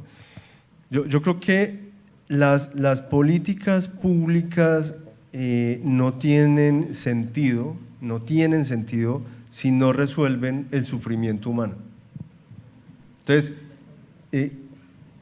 ¿qué hace que una práctica, que una política sea exitosa? Pues que resuelva el sufrimiento humano. El sufrimiento no es únicamente que digamos, que se llore, que se sienta la exclusión, ¿no? Que se perciba la marginación o la marginalización, sino también que se naturalice. Entonces, muchas personas con discapacidad, pues a lo largo del país, el país no es solamente las ciudades capitales, ustedes lo saben muy bien. Entonces, muchas personas con discapacidad en otros municipios creen que no merecen, ¿sí? Y eso hay que desnaturalizarlo también. O sea, el Estado no puede contentarse con eliminar barreras, tiene que motivar a la población también, por ejemplo, en este caso, para que acceda a la educación. Yo creo que la cosa va por ahí, o sea, hay que resolver, hay que eliminar, digamos, esas ideas según las cuales las personas con discapacidad no merecen cosas. Estaba pensando, tengo una idea aquí dándome vueltas, pero se me escapa. Entonces, no, sí, ya. Miren, hay un asunto muy interesante en términos de justicia, así rápidamente. Hay personas que no perciben las injusticias sociales. La exclusión del sistema educativo es una injusticia para una persona con discapacidad, pero hay personas que no la perciben, porque dicen, bueno, es que yo, no sé, Dios así lo quiso, tengo discapacidad, vivo aquí, así lo quiso Dios. Entonces, casi que es un problema que no resuelve el hombre, el ser humano, el hombre y la mujer, los seres humanos, sino que se lo dejamos o a Dios, o a la lotería natural, o al destino. No, y esto es un asunto de lo cual nos tenemos que ocupar, las injusticias que experimentan las personas con discapacidad. Entonces creo que por ahí iría la cosa. Ok, muchas gracias.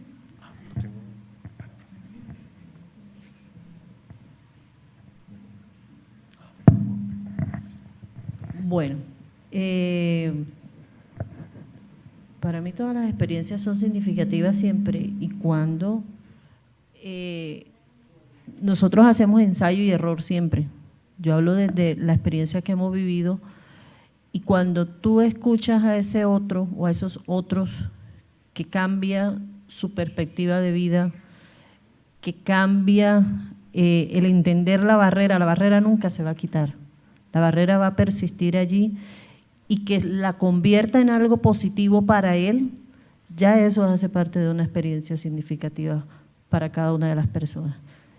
En algún momento escuchábamos a muchas mamás cuando decían, es que mi hijo tiene autismo y la profesora dijo que no iba a aprender a leer, que no iba a aprender a escribir, que no.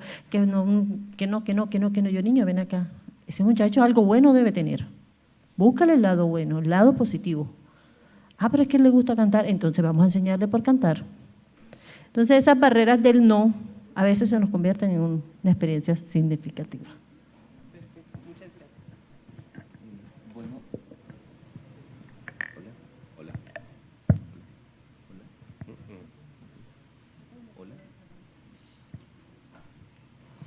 hola. Bueno, me hizo mucho eco la frase que nos compartió Anderson.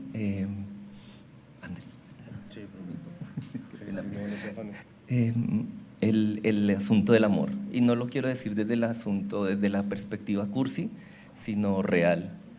En la universidad nunca olvidaré que un profe nos enseñaba que la única forma de reencontrar, por ejemplo, personas en conflicto es ayudándolas a convivir. La distancia deshumaniza de manera muy profunda, a un nivel que las políticas públicas se vuelven vacías y lastimosamente no solo pasa en Colombia, pero hay un exceso de populismo. Estamos incluyendo a 6.700 niños en tal ciudad, pero no hablamos de los 3.000 excluidos o si los 6.700 realmente la están pasando bien. Hablamos solo de lo que va bien por un exceso de populismo, que no solo está pasando acá en Colombia, en algunos lugares, no en todos, y tiene que ver con esa, precisamente como decía Anderson, esa empatía superficial, que se va volviendo más grave si no hay contacto con las personas. Entonces, esa frase de hecho desde el escritorio se está volviendo cada vez más grave. Y sé que no es mala voluntad, desde lugares se cree que eso va a funcionar, pero básicamente si no hay diálogo no hay conexión. Pasa en política, en religión.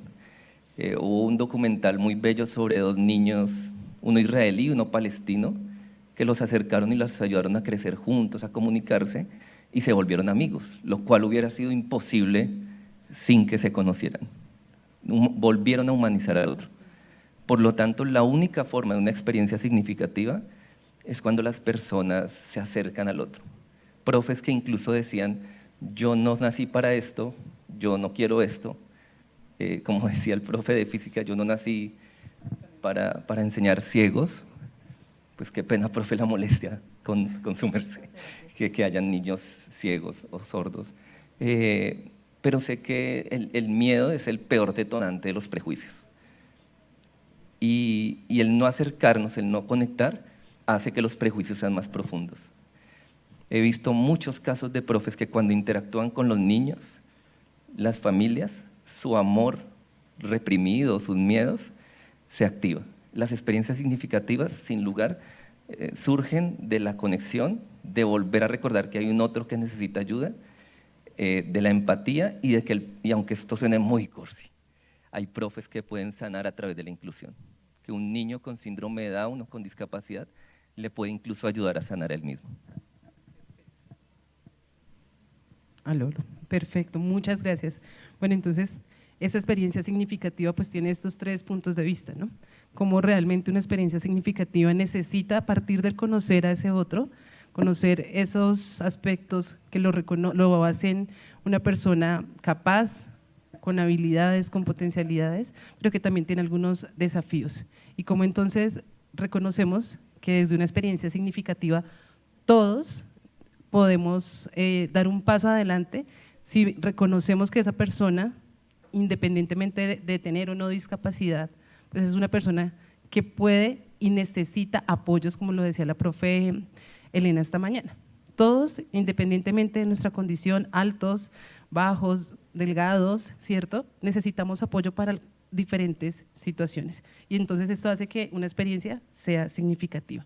Muchas gracias. Vamos con otra pregunta y es, ¿cómo se construyen prácticas que transforman más allá del aula? Ellos quedan… ¿Cómo se construyen prácticas que van más allá del aula? Bueno, a ver, es que no sé, o sea, me deja pensando porque estaba recordando aquí este documental de la educación prohibida, seguramente ustedes ya lo conocen, ¿no? Entonces, claro, las escuelas no son parqueaderos, digamos, parqueaderos de niños.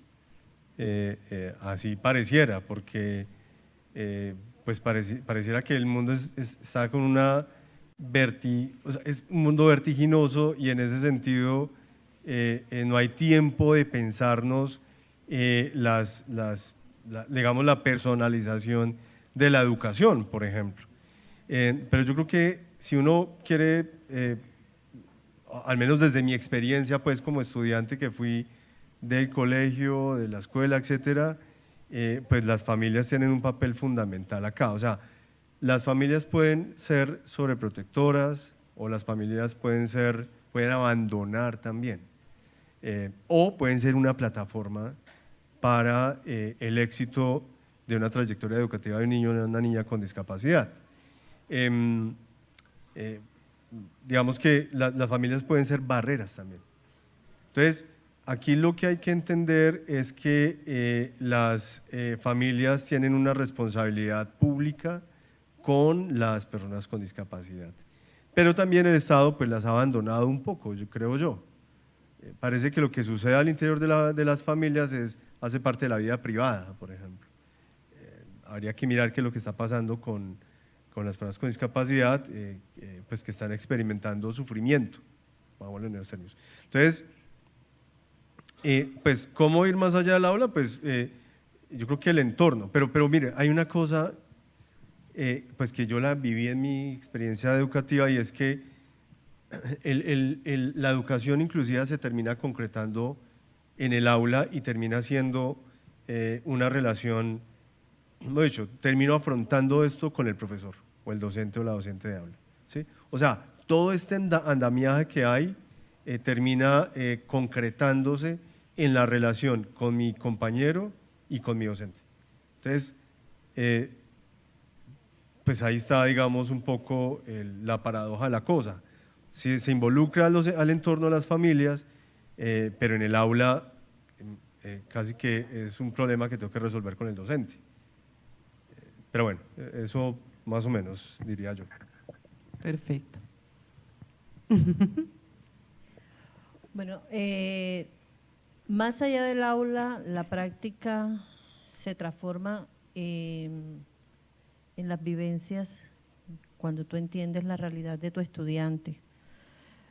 Cuando entiendes que el chico cuando llega al aula llega con un morral cargado de muchas emociones y que muchas veces es más difícil trabajar con el padre de familia, hacer consciente de los procesos que llevamos allá en las escuelas para que su niño aprenda y que no te lo critique el padre de familia porque no es como yo como padre lo quiero, sino como tú como profesora ves la oportunidad que tu estudiante puede tener.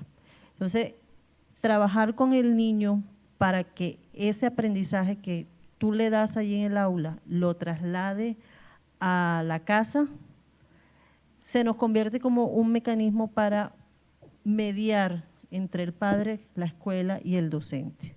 Y se aprenda ese ejercicio de corresponsabilidad que tiene cada uno. Entonces yo creo que no es solo pensar en que en mi planeación voy a trabajar con mi niño, sino que también debo pensar quién es ese padre de familia que va a acompañarme durante todo el año y cómo se va a ver transformando esas realidades del niño, porque él no solamente va a vivir en el aula, él tiene una vida todos los días, tiene una vida social, tiene una vida religiosa, tiene una vida comunitaria, participativa.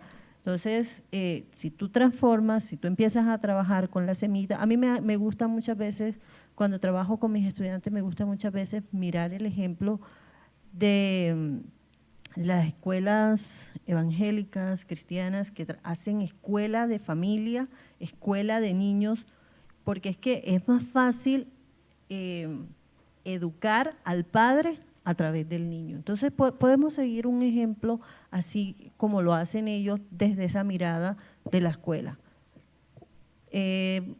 Lo más fácil es la educación ambiental en este momento, que también hace parte de esa educación inclusiva que estamos llevando ahora. Si tú cierras la llave del grifo, no vamos a gastar tanta agua. Y el niño llega ya a la casa y la mamá tiene la llave abierta y bote agua cuando estoy lavando, y el niño, mami, estás gastando mucha agua. Quiere decir que alcancé mi logro allá y se está reflejando en lo que él está viviendo en la casa. Entonces, es un ejercicio que es muy básico, pero que a veces olvidamos el reconocer quién es el padre de familia que también va a ser mi aliado para que salgan esos aprendizajes de allí. Bueno, creo que la frase "la escuela es nuestro segundo hogar" se ha vuelto desafortunadamente muy monótona, pero tiene un poder eterno.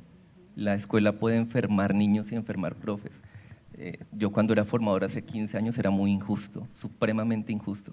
De hecho, me he disculpado con los profes. Hablarles de ideales, de incluyan, respeten derechos, sin los sistemas de apoyo suficientes, con sobrecarga de ruido, de muchos niños en un salón, sin formación. Eso fue bastante injusto de mi parte. La escuela puede enfermar profes y niños si no está bien equilibrada en los apoyos, si no hay buena convivencia. Los niños pasan, los de preescolar pasan mínimo 25 horas, los de primaria 30, los de bachillerato 40 o más horas. Quiere decir que ahí hay seres humanos afectados positiva y negativamente en lo emocional. Lamento mucho cuando, digamos, los profes en febrero ya estamos preguntando cuándo hay vacación. Entonces, entramos y ya estamos Eso no está bien. Tenemos que resolverlo de alguna forma, con decisiones propias, hablando institucionalmente para que la convivencia esté mejor, para que los sistemas de apoyo estén mejor, porque no es justo que la escuela enferme a niños o profes. Y de igual forma, cuando un profe se excede en el trato con un niño, pues también lo está afectando. Sin duda, a veces hay más influencia de los profes y los compañeros en un niño que su propia familia en ocasiones. Creo que por eso es que si retomamos el entender que la escuela es un segundo hogar, puede ser un hogar disfuncional o realmente funcional. Y ahí hay que asumir el diálogo como familia, así no nos estemos hablando con la jornada tarde, hay que volvernos a hablar con la jornada tarde, como si fueran con el hermano que estamos discutiendo y no nos hablamos, hay que hablarlo e intentar convivir de la mejor forma. Y otra forma en que la escuela creo que va más allá de sus paredes, metaboliza la toxicidad de la polarización, de la exclusión, es el sistema metabólico que puede ayudar a que los niños y los profes estén mejor. La escuela no puede ser adoctrinadora, por ejemplo, ni de un lado para otro. Lo que hace es todo lo contrario, derrotar prejuicios. La escuela no puede reproducir odio, no puede reproducir los prejuicios hacia la discapacidad, hacia una etnia, hacia una clase social. Tiene que ser todo lo contrario. O si no, sería un sistema metabólico que se está enfermando. Creo que la escuela sí tiene un papel fundamental, no solo en la vida de los niños y los profes, sino que realmente en metabolizar cosas de la sociedad que a veces no van bien. Perfecto, muchas gracias. Entonces, podemos concluir que desde ese ejercicio, para poder transformar esas prácticas más allá del aula, es importante ese engranaje que debemos hacer, ese trabajo articulado con familia, porque va a ser ese primer referente, ¿cierto? Los niños están con nosotros 6, 7 horas, pero el tiempo restante está con familia. Familia debe ser ese articulador, tanto pedagógico, pero también formativo, y entonces menciona algo importante, Mauricio, y es cómo se aprende desde el ejemplo.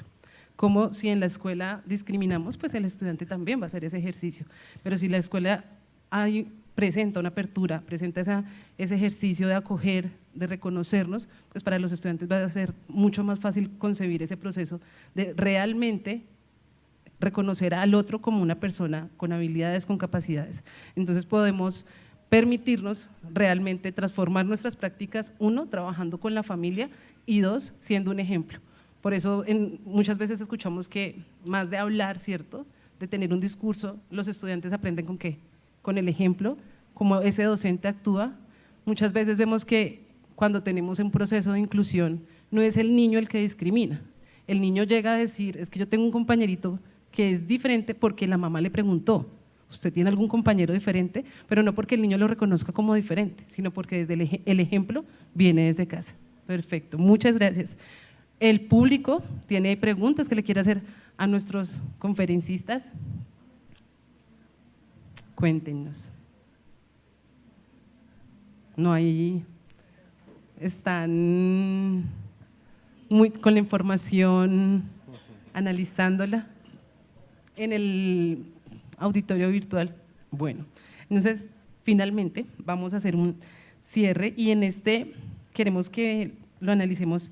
Si ustedes tuvieran que hacer un resumen de este proceso de educación inclusiva que venimos desarrollando, que lo veíamos también desde ese ejercicio normativo, de cómo los procesos han venido avanzando con sus pros y sus contras, ¿cómo lo resumirían en una frase para otro docente que se está graduando, que sale a enfrentarse a un proceso donde nos dicen, a mí no me prepararon para trabajar con un estudiante con discapacidad, donde van a encontrar en un aula 30, 40 estudiantes? ¿Cómo resumirían ese proceso de educación inclusiva para ese docente que les diría a ustedes, qué es eso de la educación inclusiva?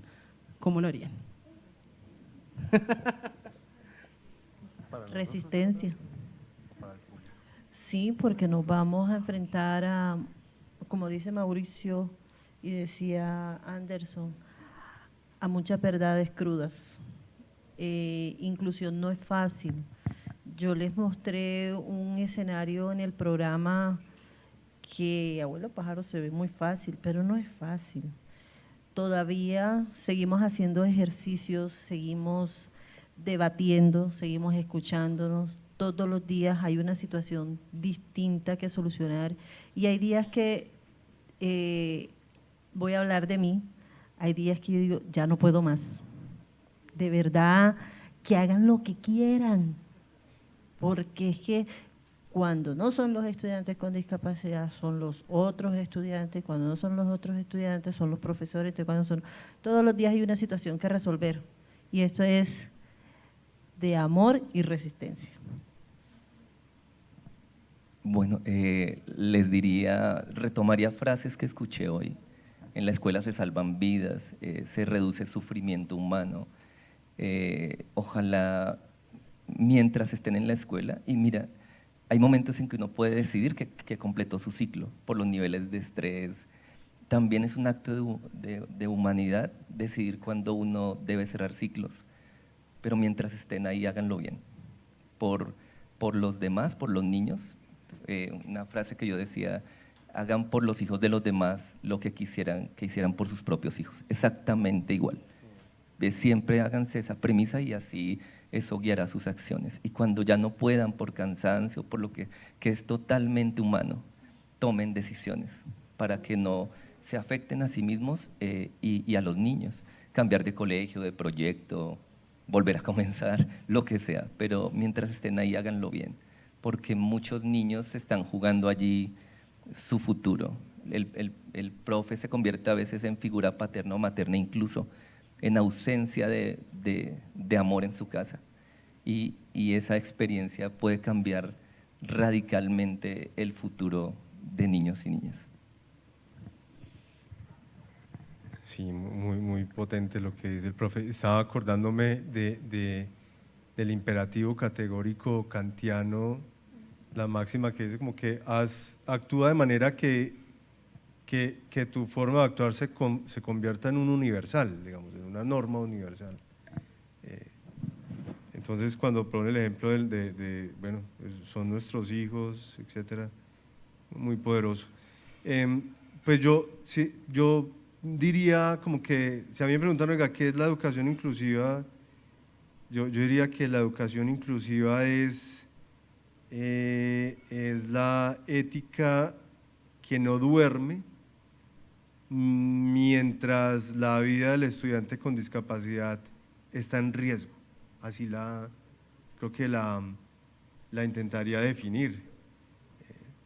O sea, el problema no es que el otro no vea, no camine, no hable, ese no es el problema. O sea, el problema es que sufre. Y vuelvo y repito, o sea, las políticas públicas, todo esto no tiene sentido, o sea, no tiene sentido. Este tipo de encuentros no tienen sentido si no se resuelve el sufrimiento humano, si no se resuelve el sufrimiento de las personas con discapacidad o los estudiantes con discapacidad. Así lo intentaría resumir. Perfecto. Bueno, creo que es muy amplio el concepto de educación inclusiva, ¿no? Cada uno desde esa experiencia pues genera su propia definición, su propio resumen. Creo que con esto podemos dar cierre, ¿cierto?, a nuestro panel. Creo no hay más preguntas virtuales.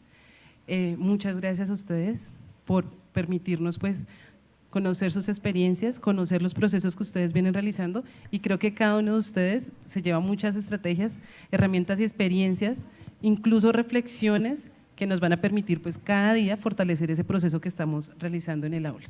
Muchas gracias.